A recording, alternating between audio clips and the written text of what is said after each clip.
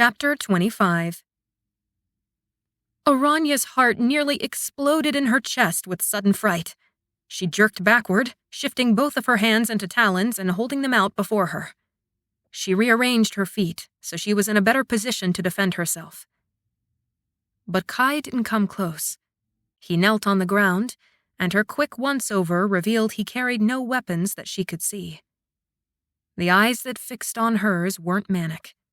They weren't haunted, not in the same way they had been earlier. They were huge in the darkness, but gold glittered in their depths. Her mouth was hanging open, her tongue shaping words she didn't say. He held up both hands, his eyes searching hers with painful focus. "Aranya, I'm sorry." She stared, keeping her talons in front of her. The only sounds between them were the huffs of her heavy exhales, the space stretching full of starless darkness and stale air. She closed her mouth, swallowing. Her rational mind told her he was safe, but another part said that he was dangerous, that he could easily kill her if he tried.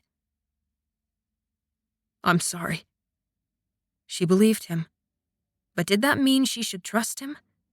This was probably exactly the sort of thing Delon had the forethought to be concerned about, and why he had prevented her from going to him when he first returned. "I know," she whispered.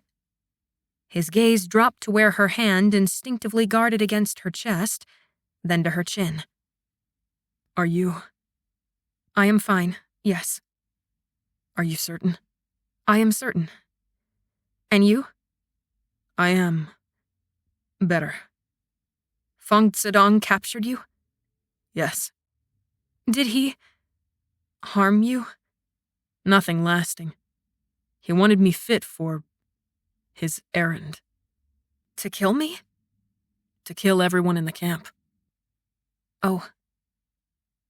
The silence extended, longer and longer, until Kai said quietly, "You keep your talons up. I don't blame you." She lowered her talons, but didn't shift them away.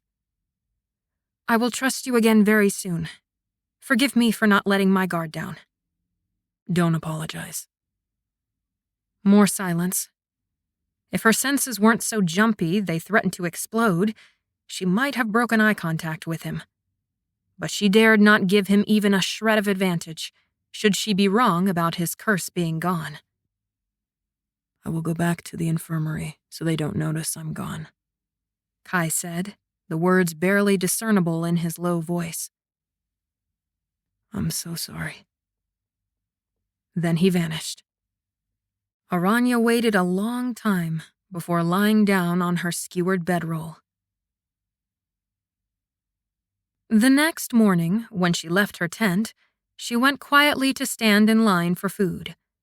On her way, however, there was a cluster of people she recognized sitting around a fire, speaking in hushed tones. Lieutenant Jadala spoke to Delon and Kai and a few others. It was a small group, but the lieutenant seemed to be asking Kai questions. Was she supposed to be there too? Kai looked up. A shadow passed over his face when he saw her. He turned back to the lieutenant, and Aranya could barely make out him saying, "I'm sorry, could you repeat the question?" She'd ask Delon later if there was anything she needed to know. Right now, she couldn't sit next to Kai as if last night hadn't happened. If he was reporting to them about the curse and how she'd broken it, she had even less inclination to be there. As it turns out, her questions were shortly answered when the lieutenant called a meeting of the entire camp a few hours later. "The Earth-wielders have been tunneling for the last few days under the east wall," the lieutenant said, pointing at the unfurled scroll on the table. "By their predictions, if unhindered, the walls should fall at dusk tonight. Last time, we sent a company around the other side of the main attack site to catch them by surprise, and that did not go as well as planned. This time, we will send 3 companies over the collapsed wall. Because of the Evanescer, we know Feng has managed to get himself more phoenixes, but not as many as before. There were 4 when he was there yesterday. But if he can get them that fast, we must anticipate that he will get more. That is why I have other Earth-wielders tunneling under the south entrance, a much smaller tunnel, one that won't cause the wall to collapse. The rest of our army will enter there." Aranya stood on her tiptoes, trying to see over the shoulders of the men in front of her. "Want to get on my shoulders?" whispered Kai beside her. She glanced up at him, flinching almost imperceptibly. His tone was light, but there was a questioning lilt to it. He didn't know if she would accept his teasing so soon. Despite her best attempts to remain unruffled, her face hardened. The lieutenant continued. "Again, because of Shikai's intelligence, we were able to directly pinpoint the location of the prison where the remaining 8 missing wielders are imprisoned, along with others who were taken prisoner after our last attempt to take the fortress." 8? Aranya whispered to Kai. "I thought there were 11. "Some are dead," said Delon from behind her. "Which ones?" "Yamin is dead. And..." Kai trailed off. "And who?" "Guardian Swan-1." Her mouth opened, and her hand strayed to her chest where the bandage was hidden beneath her clothes. "Dead?" "The second tunnel will run straight to the prison," said the lieutenant. "It is evidently a maze of tunnels and doors, so you must take care. Our first priority is to rescue our own who still live. Capturing Fong Sedong is of secondary importance. So, while the 3 companies are keeping Fong's forces occupied here at the eastern gate, archers will be placed here and here to bring down the Mwagwei. The others will enter through the smaller tunnel, break into the prison, and escort the prisoners back to camp. The prisoners should be long evacuated before Fong realizes what is happening." The plan for invasion thus explained, Lieutenant Jadala straightened and faced the gathered crowd. Though his face was always hard, this was different, as if the edges of his face were etched into granite. "Our own beloved and revered guardian Swan-1 was one of those who perished in this fortress. No more. Not another wielder of Junning-Hai shall die in that cursed rot. It is up to you to save these prisoners. You are to be the guardians of Junning-Hai. Every one of you." He paused, and no one moved a muscle or even let out a breath. They waited, Aranya most of all, for whatever he would say next. "Now move," he growled. Aranya hadn't worn armor often. At the academy, they were taught how to put it on correctly, how to do so quickly, how to fight when they weighed an extra 100 pounds, and of course they studied the different types of armor used in warfare for the last several hundred years. But that didn't mean she was comfortable in it. Clonking heavily outside, she was suddenly glad for the nippy air. If it had been the heat of summer, she surely would have melted in all this metal. She stopped. Kai and Delon stood with their backs to her, talking to each other and watching the camp prepare for tonight's battle. They wore their own armor, swords strapped to their belts. Had Kai gotten taller? She shouldn't think. But oh, he looked handsome suited up like this. His long hair was partially pulled back to stay out of his face, cutting his strong jaw sharper. The sun glinted off the metal plates on his broad shoulders, his long legs planted in a wide stance. Despite having fought many battles at his side and seen his fighting prowess, something about his armor made him seem that much more of a deadly warrior. After last night, however, she didn't think she would ever forget how easily he could kill. Even Delon looked better, his bulky frame looking extra strong. She highly doubted the armor was quite as flattering on her, as it probably made her shoulders look several li wide. Bracing herself with a deep breath, she marched up to them and stepped next to Delon. She couldn't bring herself to fully let her guard down with Kai. "Any news about which company we will be in?" "You and I will be with the prison rescuers," said Delon, "since we have more information on who they are." Aranya blinked, tilting her head. She caught herself before she glanced over at Kai.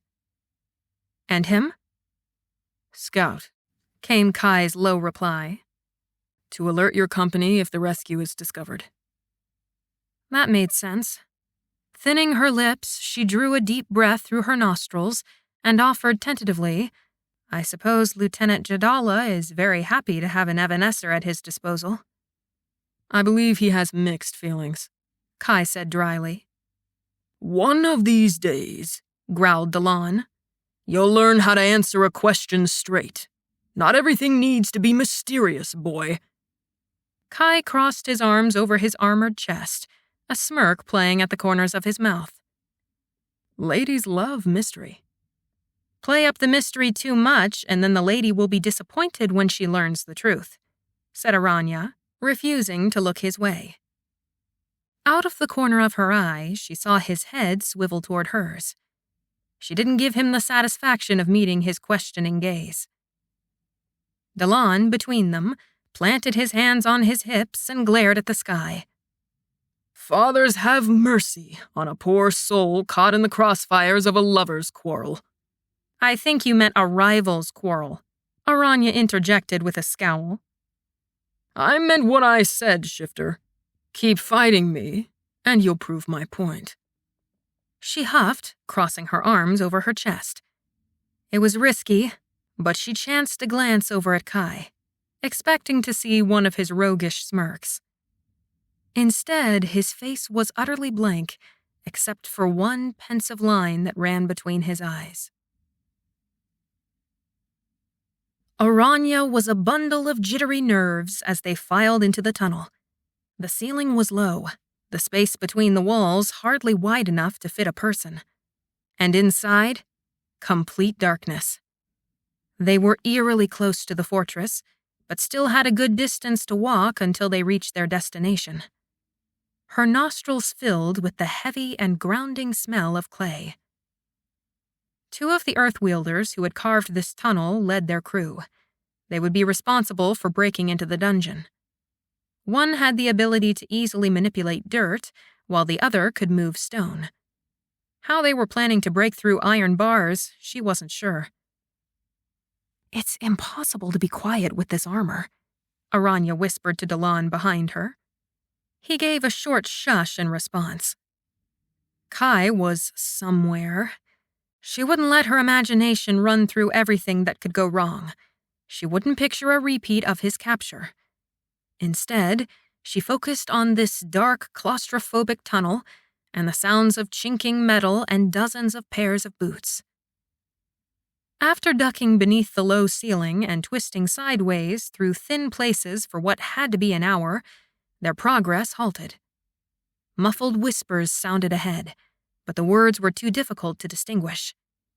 Then a strange rumbling noise punctured the stillness. She turned, trying to see Delon behind her. It was too dark. "What's that?" she whispered. The Earthwielders breaking us into the dungeon. It's so loud. How can they not hear us? Just wait a minute. She fidgeted her weight between her feet and adjusted her helmet, then checked her sword. Fathers, she wished the broadsword wasn't the preferred weapon for attacks like this. She hadn't been as diligent in swordplay as in archery, and though she had her Jian, it would do her little good in a dark dungeon. A dull roar filled the cavern. The ground around them rumbled, shook, and dirt rained down from the ceiling. Terror flashed through her at the thought of being buried alive in this tunnel. I won't think about that. These Earthwielders know their work. The rumbling didn't stop, only growing louder and louder. It wasn't coming from ahead, where the Earthwielders were breaking into the dungeon. It came from everywhere, from all around her. The eastern wall is caving, said Delon, bracing his limbs against the walls of the tunnel. Perfect timing. Her helmet rattled on her head from the force of the destruction. Are they sure it's safe to be underground while the wall is crashing down? Asked Aranya. Delon chuckled, but didn't respond, almost as if he was afraid of the same thing as she was. Finally, they started moving forward again. Her heart leapt in her chest, her restrained breathing turning ragged. She caught herself and forced her breathing to steady despite the sudden flood of adrenaline in her veins. They were almost there. Her first real battle. The conclusion to her first secret mission. She crossed her fingers as she placed one foot in front of the other, the speed of the warriors in front of her quickening as the seconds slipped away. She really hoped this wouldn't be her last battle. Chapter 26. Aranya expected to crawl out of the floor into the dungeon. By now, she ought to have learned to not trust her expectations, considering how often they were wrong. When she reached the end of the tunnel, instead of a floor, she found a long drop waiting for her. Squatting, she braced one hand on the edge of the dusty stone, the other on her dangling sword, and hopped down. The wafting smell she'd encountered in the last leg of the tunnel now hit her like an avalanche. The smell of rot, decay, of aching muscles and torn flesh, of slick stone and dank darkness. She wrinkled her nose, wincing and covering her nose with her sleeve to stifle her urge to cough. Delon dropped down behind her, already wearing his lavender kerchief tied over his nose, and she forced herself to follow the other wielders up the hewn steps. Each movement sounded so loud in the echoey chamber, and not stare at the iron-wrought bars stretching floor to ceiling. On impulse, she reached out and barely let her finger brush the metal. Ice flared through her skin. She pulled back. The wielders filed out of a door at the top of the stairs. Once she passed through it, she craned her neck to see the room they entered. From the shuddering light of a torch a wielder carried at the front of the line, she could make out that the chamber was nigh identical from the one they exited. 3 cells lined the wall with a small walking path to the stairs that led up to another door. But when she twisted further, she found the door she'd just come through to be one of 3. "Where do those doors lead?" she whispered to Delon behind her. "Probably to more cells," he whispered back. "Why are these empty?" "Probably because they don't have enough prisoners. Now hush." She hushed for a minute. Then she leaned back again, pressing the back of her hand to her nose. "Do you have an extra kerchief?" He glared at her as he shook his head. An unintelligible order was whispered ahead, and a couple wielders broke out of line to approach those unopened doors. They heaved their weight against the hefty doors until they gave, and a shrill squeak pierced the air, followed by a low groan. She winced. Delon's own grimace was ghoulish in the torch's stuttering flicker. She hurried on, heart pounding and palms sweaty, almost forgetting the stench of the place as she mounted the stairs and exited through another door. It remained the same. 3 cells, 3 doors that led deeper into the bowels of the dungeon, and 1 door that led upward at the top of a staircase. Except these cells weren't empty. 2 inmates occupied the foul space. One sat unmoving against the bars, his arms crossed over his knees. Long, blanched hair flowed down over narrow shoulders and pooled on the ice-cold stone floor. The other clutched the iron bars with weathered, knobby fingers, pressing his face into the space between, and his white beard hung to his elbows. He sat like a frog, propped up on his feet with his knees splayed. Duliosien. One wielder reached out and gripped the bars with both of his hands. The metal flared, turning orange with heat.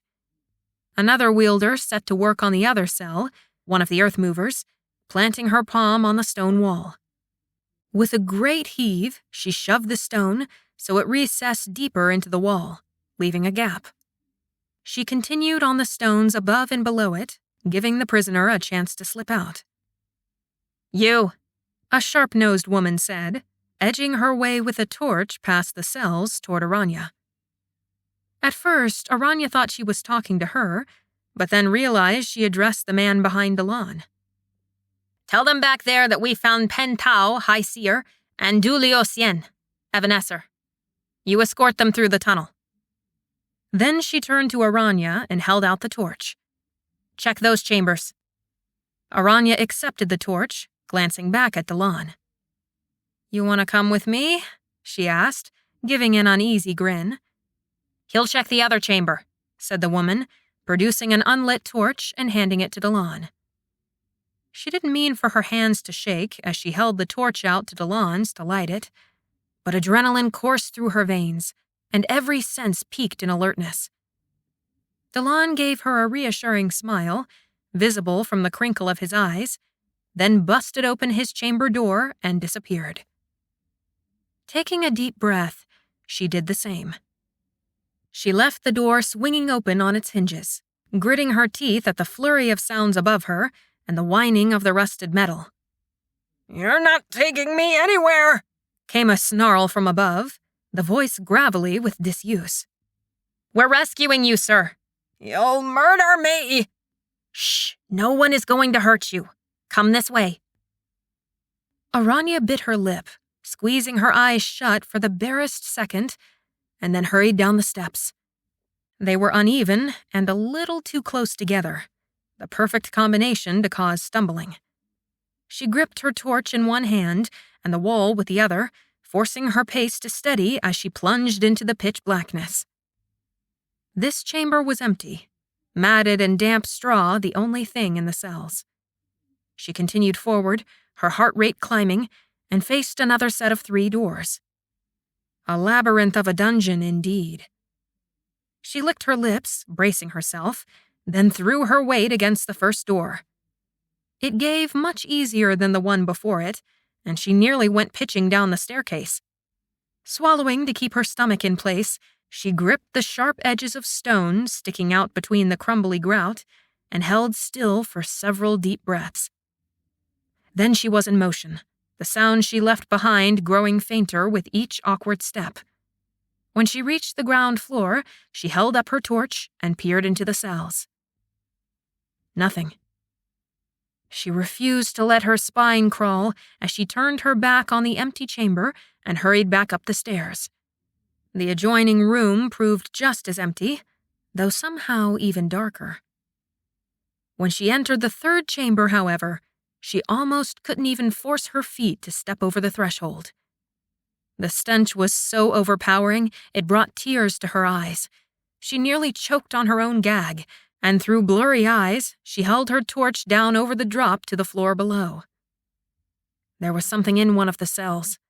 She could hardly breathe, but she pressed her sleeve over her nose and mouth and descended the stairs carefully. When she reached the cell, she paused, squeezing her eyes shut. Then she forced them open and held the torch up to the bars. They weren't like the other bars from the other cells. These were wreathed in vines. Brown, cracked vines with thorns the length and breadth of her thumb. They wound up the iron, drooping down from the top bar at the ceiling. The tips of the thorns were so sharp, they almost glittered in the light and shadow playing from the torch. Inside, encased in a coffin of briars and dead weeds, was a corpse. There was no doubt in her mind. Lord Swoon-worthy, one of the elite guardians of Junninghai. Aranya stared, pressing her hand harder against her face.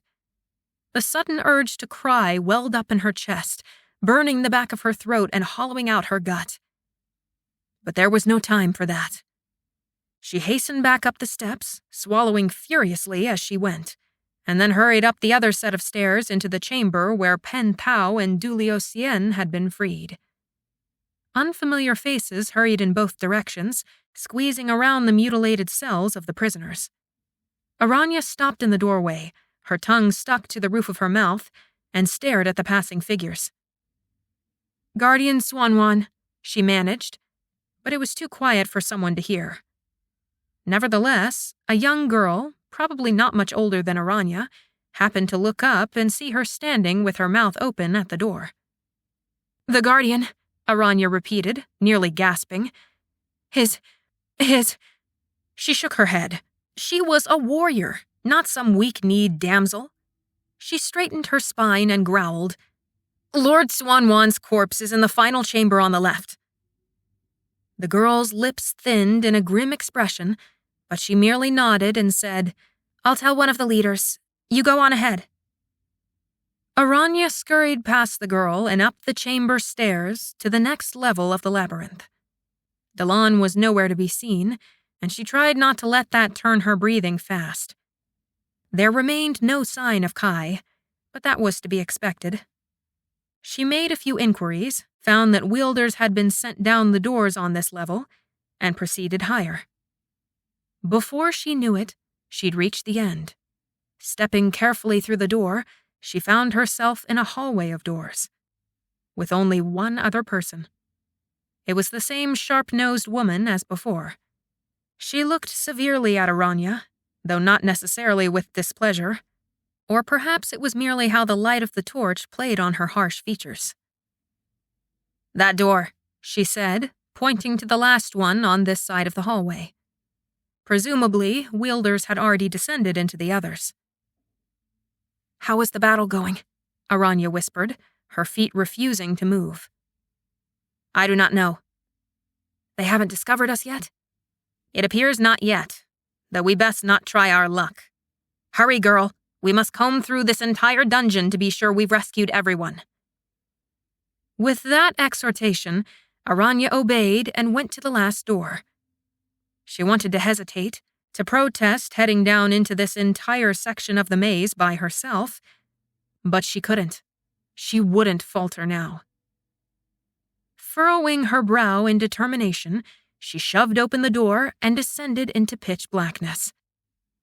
When the door swung shut behind her, she jumped. But then she gritted her teeth and pushed onward. She wouldn't think about how the darkness seemed to swallow up the light of her meager torch.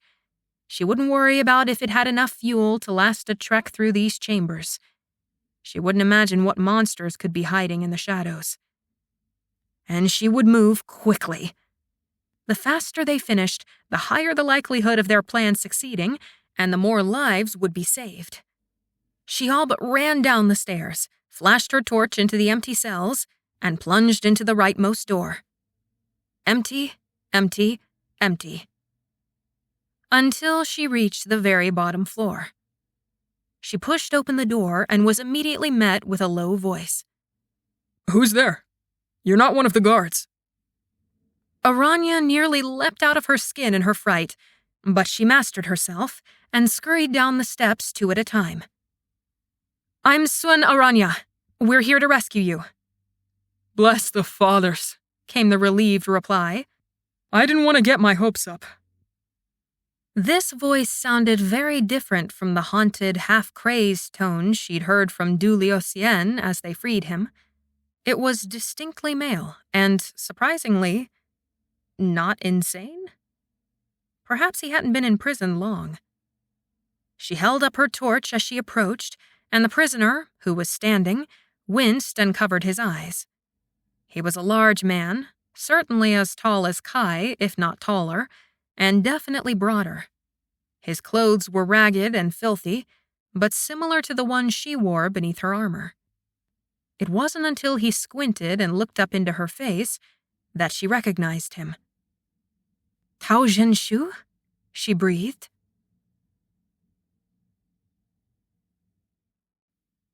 Chapter 27.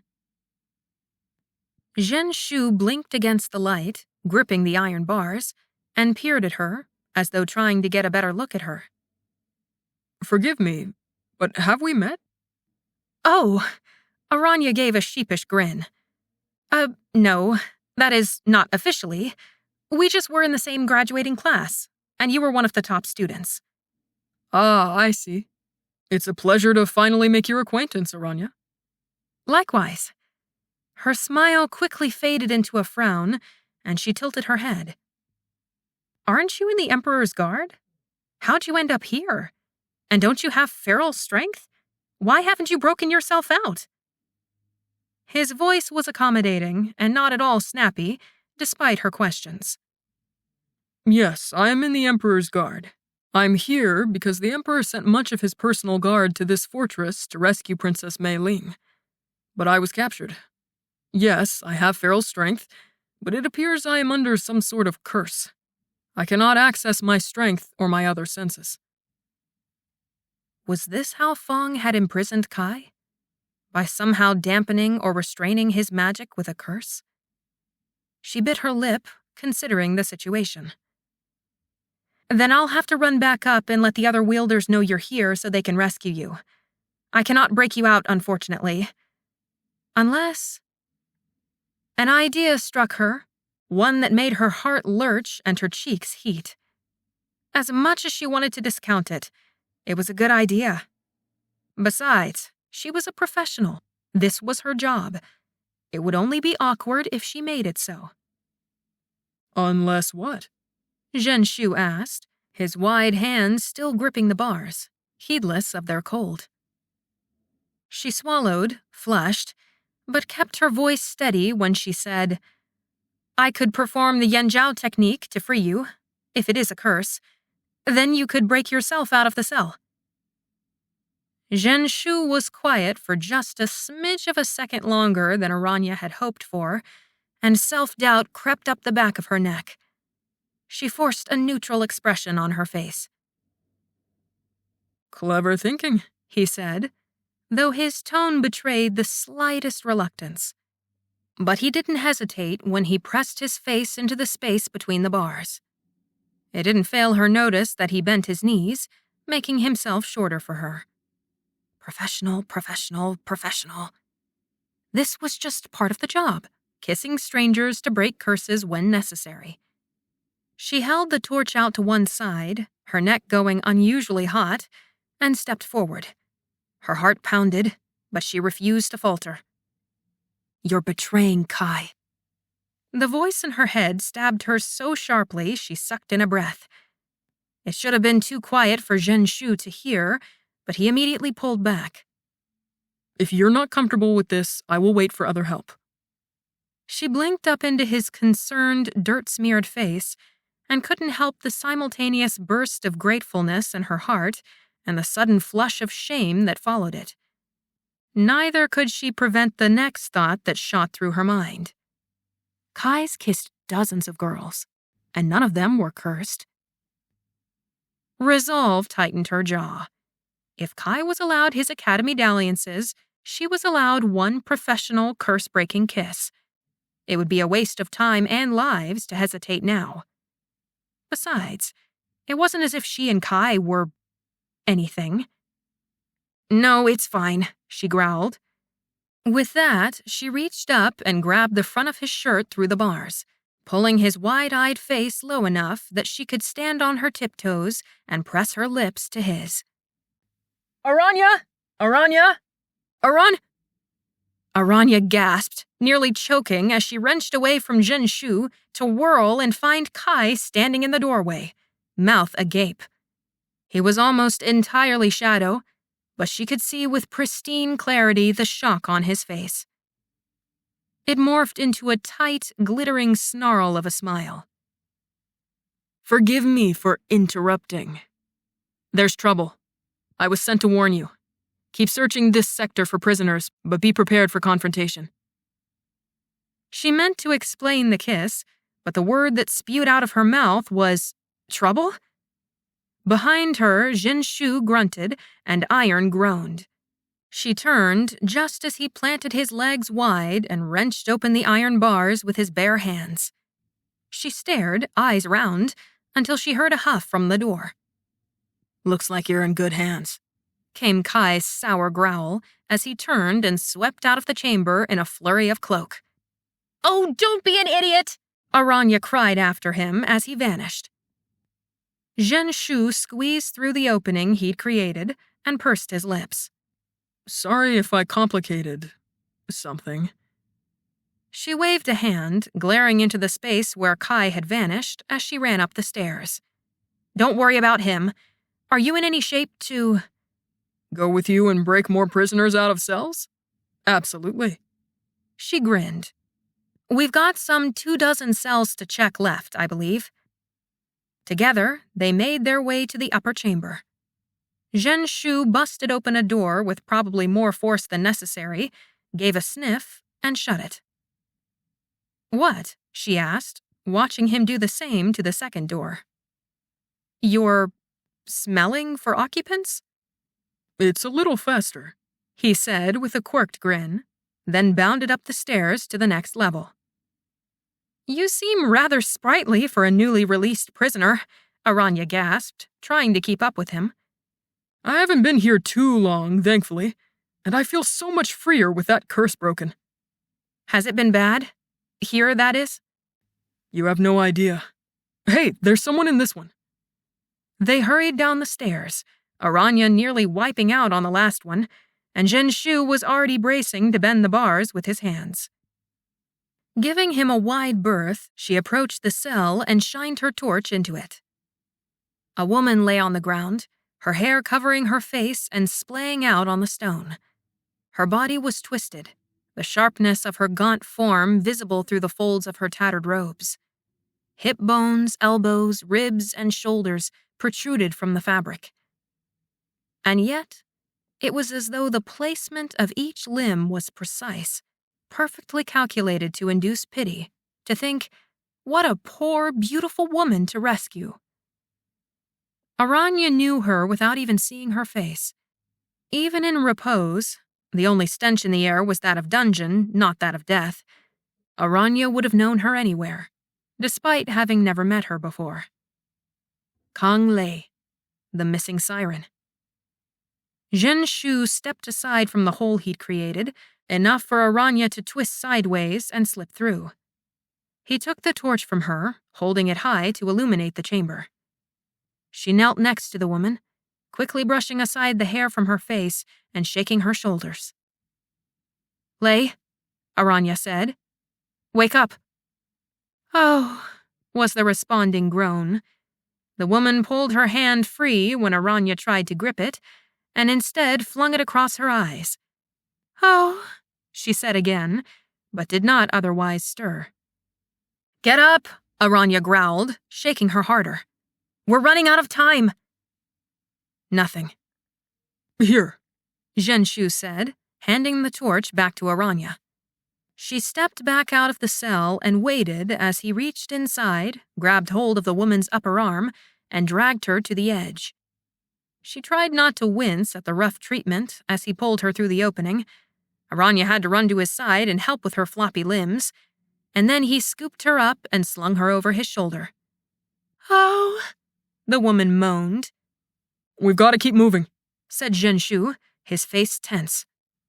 What? Aranya asked, following him back up the stairs. I can hear them coming, he said, gritting his teeth. Who? Soldiers. Fang's soldiers. How can you tell it's them and not ours? Because I can hear fighting. Oh, she said lamely, panting to keep up with his lengthy strides. Zhenshu stuck his nose into the other doors on this level, announcing them empty, and they charged up another flight of rocky, inconsistent stairs. Down they plunged again into another leg of the fortress through another series of doors. 20 more cells, he muttered. I'll check this one, Aranya said, splitting off from him. He nodded, not glancing her way, as the siren's arms swung and dangled behind him. Her adrenaline urged her faster and faster, almost to the point of carelessness on the flights of stairs. I found one, she called after a few minutes. She hurried to the cell, shining the torchlight into the wincing face of a skeletal prisoner. It's all right. We'll get you out of here, she assured the prisoner before calling, Zhenshu! Heavy footsteps echoed from the floor above, and soon enough, they reached a crescendo outside the open door. Aranya turned. Zhenshu, can you— Oh, dragons! She threw herself to the ground, rolling on impact, narrowly missing an arrow to the chest. Her torch slipped out of her grasp, sputtering and snuffing out on the stone. Blackness enveloped her and her attacker. It had been so fast, but she was pretty sure she'd seen a barbarian guard in that door. Definitely not Zhenshu, but whoever he was clearly armed and aiming for the kill. Aranya kept moving, hating the clank and clamor of her armor with every step. The guard had the upper hand, being on higher ground. Another arrow whizzed dangerously near her, and she leapt to the side, toward the stairs and away from the prisoner. Its iron tip clunked against the stone and skittered across the floor. Ignoring the sword strapped at her waist, she unholstered her jian and, as quietly as possible, loaded 2 arrows into the slots. Then she dove, correctly guessing that her attacker had found her again in the dark. An arrow hit the stone and bounced against her boot. She maintained her bearings in the pitch black and, taking wild aim in the general direction of her attacker, fired her jian. A garbled cry of surprised and unfamiliar syllables erupted from her attacker. Not a cry of pain. Aranya slotted 1 arrow, no time for a second, and fired toward that cry. But he'd already moved, and she bolted, running alongside the staircase to get away from his next shot. Then the door smashed open, banging into the stone. Zhenshu. Probably. Hopefully. This time, as she moved, she loaded 2 arrows. Her aim had to be solid. Her attacker hadn't shot another arrow toward her yet, so she guessed he was distracted. Relying far more on instinct and the sounds of what she hoped were Zhenshu's steps, she fired. This time, a howl of pain cut through the air. Nice shot, came Zhenshu's voice. I'll finish him. There was a sickening thud, and Aranya grimaced, lowering her weapon. Are there more? Yes, not far behind. Where'd your torch go? It's out. Can you free this prisoner? It would be my pleasure. Zhenshu navigated the dark quickly, and Aranya spared a thought that it would have been wonderful to have Dalan's night vision right about now. The groaning of metal filled the quiet, followed by a puff of exertion from Zhenshu. He grunted once more, and then said between huffs, Good sir, are you able to walk? No response. Aranya, can you help me get him out? She holstered her jian and followed his voice, hands outstretched and fingers splayed. He caught her elbow and said, Here. Then, moving as though blind, she felt her way through the bent bars and tentatively reached out further for the prisoner. Her hand touched matted hair first.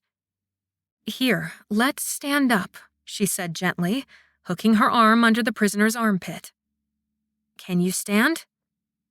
Nothing. They're coming, Zhenshu said through gritted teeth. Just pull him if you have to. Sorry, she squeaked, and then she hoisted the limp man over her back. He was surprisingly heavy for being nothing but sagging skin and a rack of ribs. She stumbled to the opening, grateful when Zhenshu reached out his hand to guide her. He leaned into the narrow space, grabbed the prisoner, and hefted him out and onto his other shoulder. Follow me, he said, grunting as he readjusted the 2 humans slung over his shoulders. They maneuvered their way up the stairs. Aranya opened the last door on this level for Zhenshu to sniff, and he proclaimed it empty. 17 left to check before they could get out of here. Then, even in the dark, she heard his head whip to one side. He bent and hoisted his burdens to the ground. Are they here? She whispered. They're here. The door above them burst open. Chapter 28. Torchlight flooded the darkness. Aranya was still loading her jian when Zhenshu leapt forward on all fours, racing up the stairs, and pounced upon the 5 guards that poured through the opening. She braced herself beside the prisoners, feet wide and shoulders back. Her blood raced with the urge to shift, to let herself run wild like Zhenshu, but she maintained her self-control. If she'd learned anything, it was that a clear mind was her biggest asset. Zhenshu sent one guard hurtling over the edge of the stairs. He shouted as he fell, and Aranya gritted her teeth, aimed, and fired as he hit the ground. Her shot was true. His cries ended abruptly. Her first true kill. Hands fumbling with the next reloading, she clenched and unclenched her jaw. Zhenshu killed a second, then a third, and she almost hesitated to shoot again for fear of hitting him. But then the 5th guard raised his sword to hack into Zhenshu's neck while he was in the process of dispatching the 4th guard. Aranya shot straight over his shoulder at the 5th guard. Zhenshu's reactive swipe knocked the already dead man down the stairs. As he fell, Zhenshu caught the torch out of his hands. His eyes met Aranya's across the chamber, and he raised an eyebrow. "Who taught your shooting class?" he asked as he cleared the bodies and hurried down the stairs to scoop up the prisoners again. Master Chuan for my first 5 years, then Master Xu. "You got Master Xu?"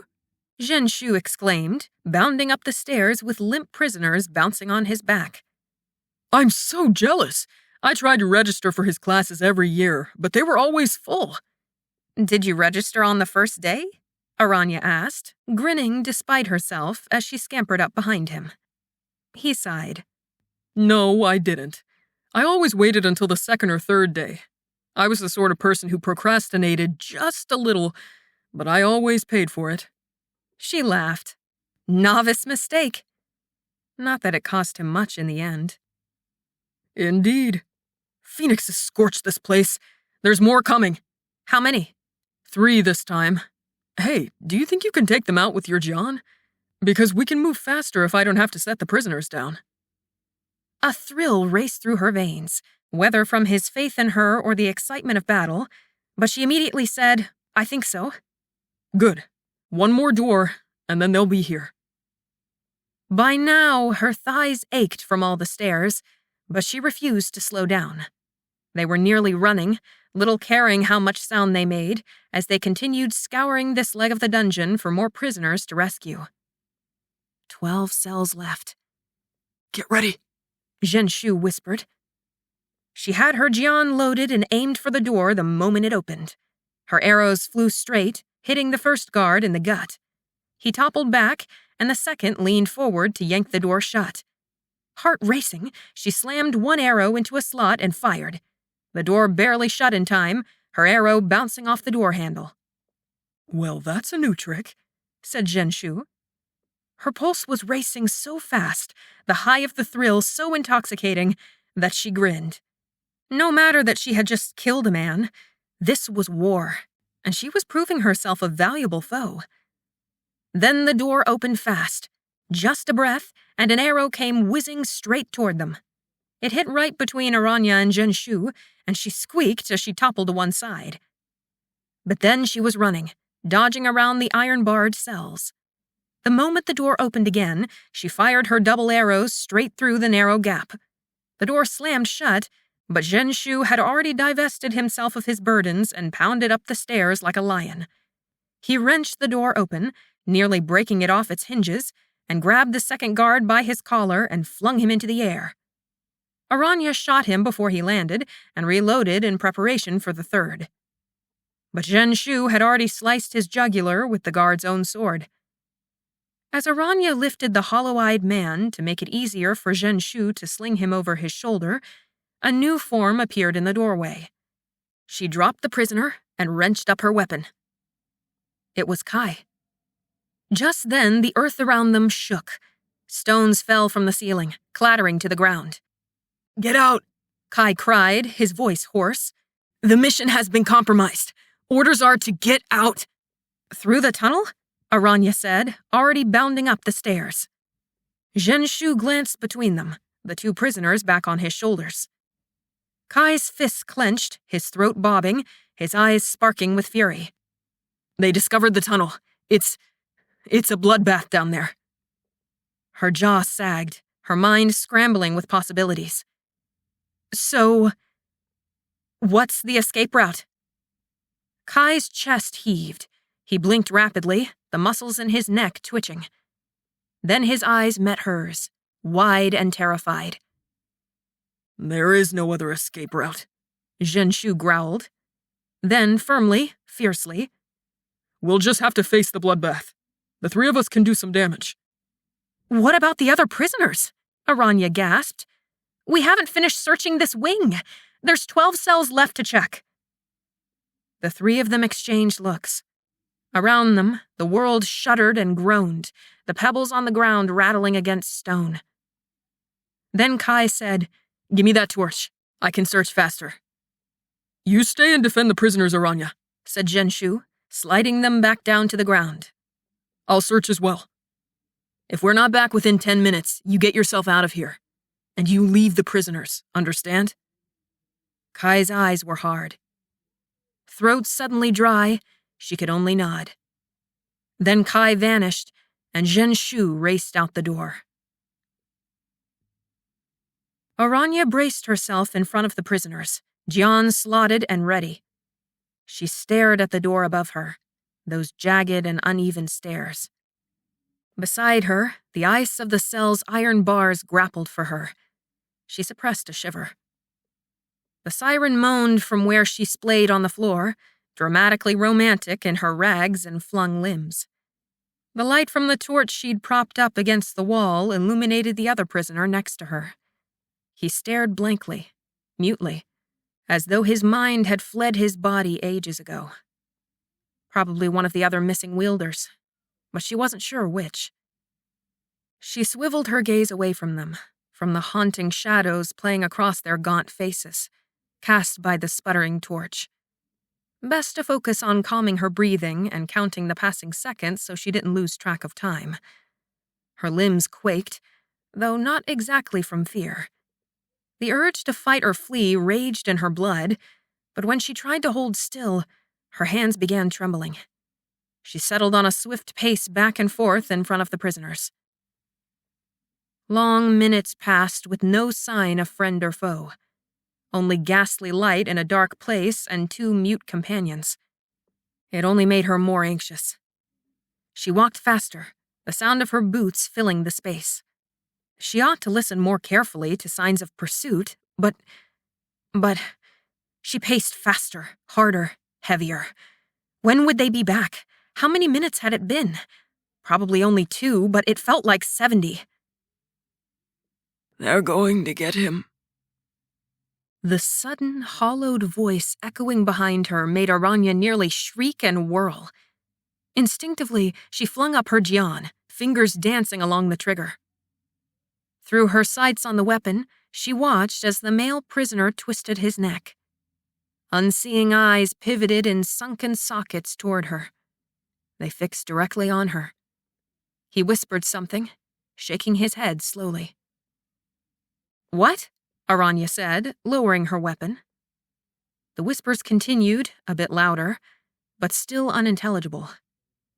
Aranya softened her tone, tilting her head as she leaned closer to him. "I cannot understand what you're saying. Is something wrong? Are you in pain?" The poor man covered his face with his hands. He wouldn't stop shaking his head. His hands moved to cover his ears as the shaking grew more vigorous. The murmurs grew louder until Aranya could finally make out what he was saying over and over again. They'll get him. They'll get him. They'll get him. Aranya's lungs tightened. He was mad.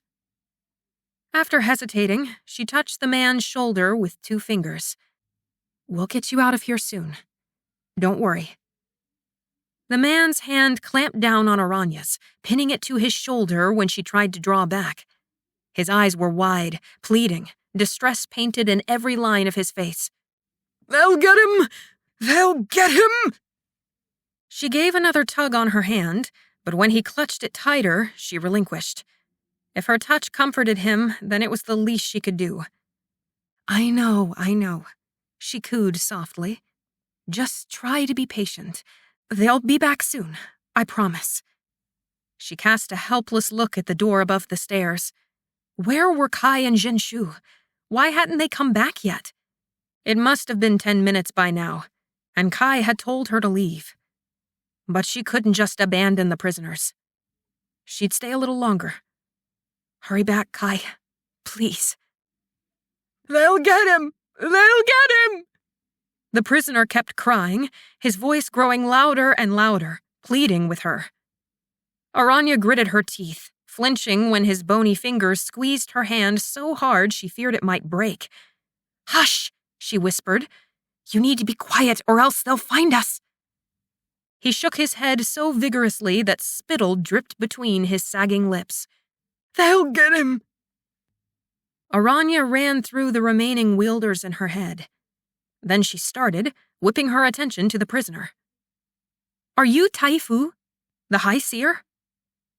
His only response was crushing her hand in his. Aranya's eyes bulged as pain flared, and then she pried his hand off her, scooting away and rubbing the sore palm with her thumb. If this was Tai Fu, clearly he'd gone mad. But what if he wasn't only mad? What if he'd seen a vision? A vision about Kai. "They'll get him," whimpered the prisoner. Who? Aranya demanded, dread settling like a rock in her stomach. Who? Who will they get? He shook his shaggy head. "They will. They will. They will!" Who? The prisoner stopped, holding still and remaining quiet for several long heartbeats that rang like death knells in the darkness. Slowly, he lifted his head, staring straight ahead as though he watched something she couldn't see. Yeah. Chapter 29. The next moment, Aranya had the prisoner's shoulders pinned against the wall, her face a finger's breadth from his. "What?" she seethed. "Do you mean about yeah?" He wheezed, eyes rolling. She didn't care her back was exposed to the door, that an enemy could enter and shoot her down in a blink. Her hands shifted into talons, and animalistic instinct flooded her senses. "Tell me," she demanded, fighting the frantic pounding of her blood that demanded violence. "Who is going to get yeah?" "Feng." Aranya released the prisoner, already leaping up the stairs, talons gleaming. Kai and Jinshu didn't matter. They could rescue the prisoners without her. She needed to rescue yeah. How in the 7 valleys and 8 phoenix-scorched wildernesses did yeah get brought into this? She was so frantic, she was almost in tears. She flung open the door, raced through that chamber, and up the next set of stairs. Yeah was back in Sushui, safe and sound and being watched by Na. How could anyone have... Young. She skittered to a stop, every drop of blood draining out of her skin and into the rock beneath her. Kai had said Young would do anything. He would use Aranya to get to Kai. And to get to Aranya, talons ripped into her hair. She gasped, lungs constricting. Stumbling to the nearest cell, she vomited between the iron bars. Even after her stomach was empty, it convulsed like she was about to heave her guts up, too. She had to find Young. Limbs trembling, she broke into a run. Wherever he was, she would find him. And then she would murder him. "You'll not find him there." Aranya froze, one foot on the stair in front of her. Her breaths came in gasps, sharp as knives in her lungs. She turned to look over her shoulder, back to where that strange, rasping voice had come from. Torchlight danced on the edges of stone and iron, illuminating the barren chamber. No one. Icy phantom fingers crawled up her spine, tickling and making her shudder. "Who's there?" "Only me," came the voice, this time from her left. She spun, shining her light into nothing. "Just a nightmare, that's all." The voice came from her right, disembodied but solid. Firm. And oddly familiar, though she couldn't place it. The room grew darker, blacker. Her torch struggled, the popping flames of the fire spitting with protest. She swallowed, blinking furiously, chest heaving. Whatever was happening, she didn't have time for it. She turned to run toward the door, and immediately froze again. The door had multiplied. In front of her, instead of stairs leading to one door, she faced 7 staircases. Some were straight, some twisted around on themselves, spiraling upward. Others looked like they might crumble into nothing if she applied her weight. At the top of each staircase was a door. "Shuzhen, you dragon-blasted illusionist!" Aranya shouted, her voice breaking. "Quit with your games!" There was a chuckle behind her. She clenched her jaw, refusing to turn, knowing no one was there. But that voice kept chuckling, louder and louder as she growled at the staircases before her. "Give me back reality," she said. "Give it back!" "This isn't an illusion," said the voice behind her, full of mirth. "Can an illusionist enter your mind, see your fears, manifest them before you? Oh no, powerful as they are, their illusions can only come from their mind." The familiarity of that voice struck her then. She couldn't help herself as she whirled, flinging up the torch toward that voice.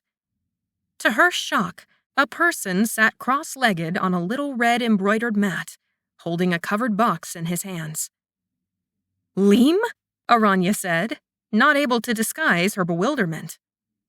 "My landlord?" Leigh smiled, still wearing his apron, his long, skinny features stretching wide. His fingers danced on the cloth covering the box sitting in his lap. Why are you here?" she said. She shook her head, wincing. There was no time for whatever this was. She had to find Young. She had to. But those 7 sets of stairs winked at her when she looked over her shoulder. Her lungs tightened with the creeping return of the despair, hopelessness, and helplessness that had imprisoned her that horrible night. "Yes, this magic is quite nasty, isn't it?" said Leigh. "Dark stuff. You don't see it much these days, since it's illegal." "Black magic?" "You have heard of it, then?" "All illegal magic is called black magic," Aranya said, bite lacing her tone. "What are you doing here? How do I get out of this? I need—" Her voice broke. "Need to get out of here." "Hey, swoon girl!" A new voice called from the opposite side of the chamber. That same familiarity, then fumbling confusion, followed in its wake. "Nah?" Aranya turned again, holding up the torch. Now she was shaking, and not at all from adrenaline. There Na was, exactly how Aranya remembered her that first day at Sushui Ward Post. She had a slight limp when she walked toward them, her weapons strapped on over her practical robes. Her face was grim, a face unaccustomed to smiling, though not necessarily an unkind face. "I'm sorry, girl," said Na, shifting her weight to her good leg and crossing her arms. "I did my best, but I couldn't stop it." "Couldn't stop what?" Aranya nearly shrieked, her talons catching in her hair. "What are you doing here?" Na pointed at Leigh. No, not at him. At the covered box he held. Leigh shrugged, his face utterly nonchalant despite the fact that he sat in the middle of a black magic-filled dungeon. "It's your own fault," came a new voice. Those smacking fat lips shaped the syllables with hard punctuation. Qigong, the supervisor of Sushui Ward Post. "You're impulsive. You don't think through the consequences of your actions. You're negligent. How could Na have stopped it? Capable as she is, you left her with your problem for weeks, months. And you think something wouldn't happen?" "Problem?" Aranya breathed, her heart suddenly freezing in her chest. Denial burst across her senses, panic flaring fast behind it. Then, all pairs of eyes in the room fell to the box in Leigh's hands. Every molecule of air sucked out of the room. She couldn't breathe, couldn't move. No, no, no, no, no. Leigh swept the covering off the box. It wasn't a box. It was a cage. And inside, lying motionless, not breathing, not twitching his whiskers, not flicking his tail, was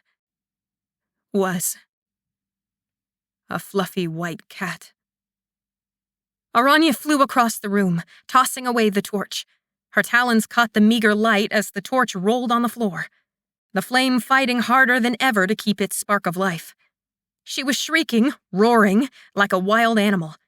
She didn't hesitate, didn't blink as she plunged her talons into the smug face of her landlord. He vanished. Him, his now bloody visage, and his mat. The others vanished around her too, but her entire world was focused on the cage she held. Yeah, she choked, fingers trembling as she fumbled with the latch. Yeah. It was locked. She couldn't open it. With an animalistic roar, she sliced her talons along the iron frame. The impact sent pain screaming up her arm, and the cage remained intact. Yeah. Please, I don't understand, yeah. Tell me what happened. Tell me you're all right. Yeah. She shifted out of her talons, sliding one finger through the narrow openings in the cage. That first brush of fur on the pad of her fingertip released the dam holding back her tears. Yeah. She cradled the cage in her lap, far more tenderly than Leigh had done, and willed herself not to panic, to think rationally about things. He might just be asleep. This couldn't be real. There was dark magic here, filling this room. But while the others had vanished, Yeah remained here. Gently, though not as gently as she intended, she shook the cage. Her heart nearly stopped in her chest. The fluffy white cat was stiff. The back of her throat burned. It burned with the heat of a forest fire, an insatiable and unstoppable blaze. It wasn't real. This wasn't real. This wasn't her life. The torch sputtered and snuffed out. The world went dark. Aranya clutched the cage to her chest, sobbing. It wasn't real. It wasn't real. But the fluffiness between her fingers was real. The cold of the wretched, despicable cage was real. A cage, she choked, spitting out the words into the darkness swallowing her. He's a human, not a problem, not an inconvenience. He's mine. Yeah, wake up. Oh, please, let this not be real. This can't be real. Her sobs filled the emptiness until it wasn't empty anymore. Another miserable voice sounded. I'll get him. Don't worry. Getting the grandfather is key to getting the girl. And once we've got the girl, we can get Kai. That was Yong's voice, coming closer. Frantically, Aranya leapt to her feet, hugging the cage with Yeah close to her chest, and she broke into a run, away from that voice. No one would take Yeah from her. Never again. Snarling like a wildcat, her hands shifted back into talons as she ran. Her boots echoed on stone, loud enough to announce her presence to anyone in the vicinity. But she just had to get away, or she would fight. Let them fight her. She would kill them all. She braced one arm out in front of her to catch herself before she smashed into a wall, but a bracing arm couldn't warn her when the floor fell away into stairs. Aranya fell too fast to scream, too hard to catch herself on the stairs and minimize the impact, too wildly to keep her grip on the cage in her hands. She hit the ground. Her body screamed in pain. Panic sent her rolling, shoving up to her knees that felt like they had knives stabbed into them. Yeah, she cried, voice breaking. Yeah. She fell back to her knees, crawling on the ground and searching for the cage. It couldn't have fallen much farther than she did. Where was it? Where was it? She was sobbing again, losing control of herself in the pitch blackness. But she couldn't find him. Her hands kept closing around empty air, kept bumping into frigid and sharp-edged stone. Then, she stopped. She sat back on her heels, rocking. You're no use to anyone if you can't control yourself, she whispered to herself. Not even to Yeah. Get a hold of yourself, girl. No panicking. Stop panicking. She smacked the sides of her head hard, trying to bang rationale back into her brain. trying not to lose herself to the utter terror enveloping her. "I'm going to find yeah," she said, half choking and half gasping. "And then I will get out of the dark. I will find my way out of the labyrinth. I will not be careless.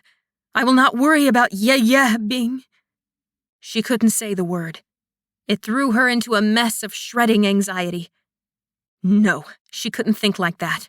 She wouldn't worry about how long it might take to find the cage in the dark, or if she would ever make it out of here alive. With a huff that was more like a sob, she got to her feet. This room she was in was probably like the others, which meant it was small and bound by walls. She should find a wall and follow it around the perimeter of the room to maintain some semblance of direction while blind.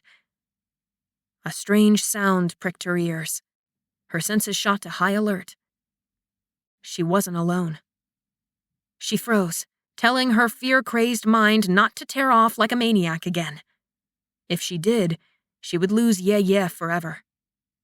No, this time she would be still and quiet, silent as a ghost. The sound grew louder, and at first it sounded like the panting of a warrior who'd just won a difficult battle. She braced herself, reaching for her weapons. A weird smacking sound punctuated the panting. It sounded eerily like a kiss. Aranya tensed, quieting her own frantic breathing so nothing would betray her presence. As though whoever was down here wouldn't have heard when she and her entire suit of armor fell down the stairs. More panting, then another smacking sound. Then a sigh, and finally, a voice. A voice so familiar it sent a punch straight to her gut. "You're beautiful," said Kai's unmistakable deep voice. So beautiful." He wasn't talking to Aranya.